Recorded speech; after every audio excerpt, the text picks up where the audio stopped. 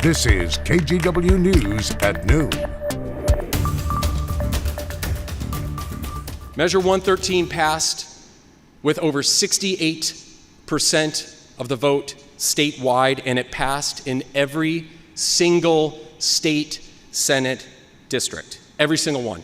And it is a clear directive from Oregonians to their elected representatives to show up to work and do their constitutional duty. The legislative session resumed this morning in the Oregon Senate, and so too did the Republican walkout.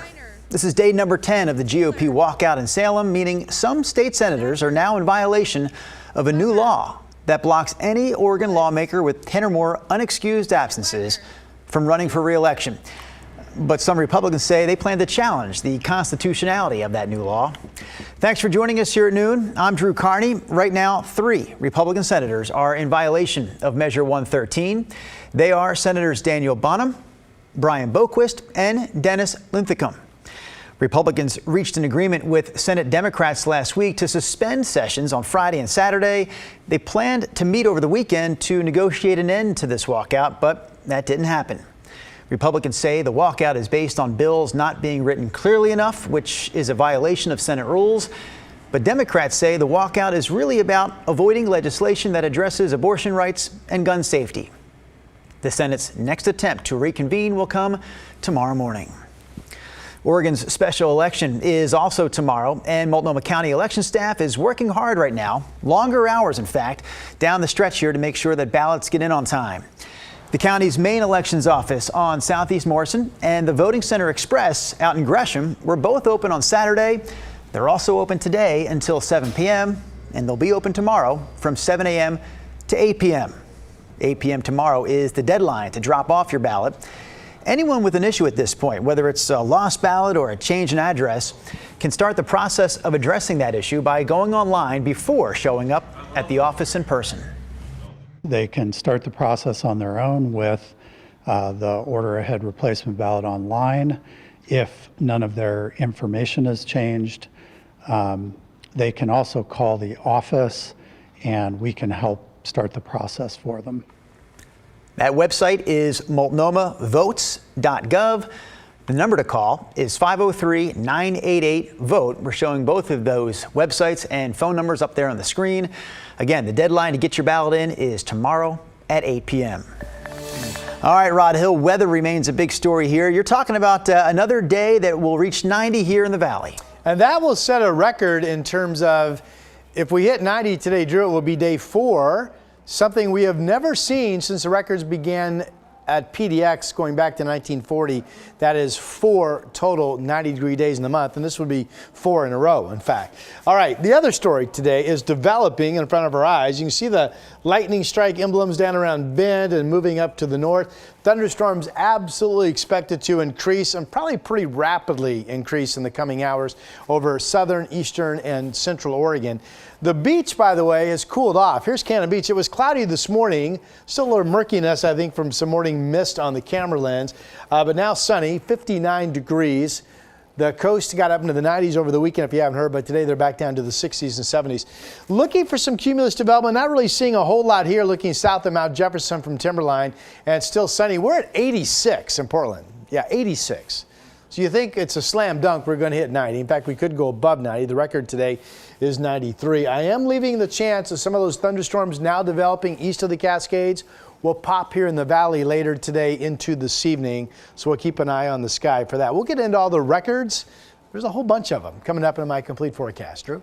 Hey, Rod, I know there was a plan to send you up to Mount St. Helens today as we approach the 43rd anniversary of Mount St. Helens eruption this Thursday. Well, a landslide washed out that plan for Rod. It washed out part of SR 504, as a matter of fact, right there near Mount St. Helens. Officials tell us that a helicopter had to rescue 11 people and 1 dog who were trapped on the wrong side of that landslide and were forced to spend the night at the Johnston Ridge Observatory. The Washington Department of Transportation first reported this slide around 9 o'clock last night. There's still no word on when the road will reopen. We do have a crew, though, reporting on the story, and they'll bring us an update later this afternoon. Extra support staff is on hand today at Beaverton's Mountainside High School. On Friday, Senior Jacob Stokes was swimming with his friends near Cannon Beach when he was swept into the ocean. His body has still not been found. In a note sent to Mountainside parents over the weekend, Mountainside's principal described Stokes as a friend to many and a kind, thoughtful individual. Stokes was a member of the cross-country and track teams. The school says he was set to attend Oregon State University in the fall. Fire and rescue teams spent the weekend searching for Stokes. Officials first got the call on Friday that 4 students from the Beaverton School District were no longer visible from the shore. Authorities say 2 of those students were able to get out on their own, and firefighters rescued a 3rd. Extra counselors from around the district are at Mountainside High School today to help students there deal with the news. All right, we also have a warning this afternoon to get to from Portland police about a dangerous batch of drugs circulating in the city. In just the last 3 days, 8 people have died from overdoses. So we're going to show you a list of the dates and times when those deaths happened. 6 of them are likely related to fentanyl. The other 2 are still under investigation. Police say there's evidence that the people thought they were using cocaine, but it was actually blended with fentanyl. The overdoses started Friday morning when a 38-year-old man died inside an apartment building on East Burnside. The last reported overdose happened 4:30 Sunday afternoon on North Hartman Street. 6 of the 8 victims were men over the age of 35. Anyone with information about any of these cases is asked to call Portland Police. Police also responded to a pair of triple shootings on Portland's east side over the weekend. One of them ended up being deadly.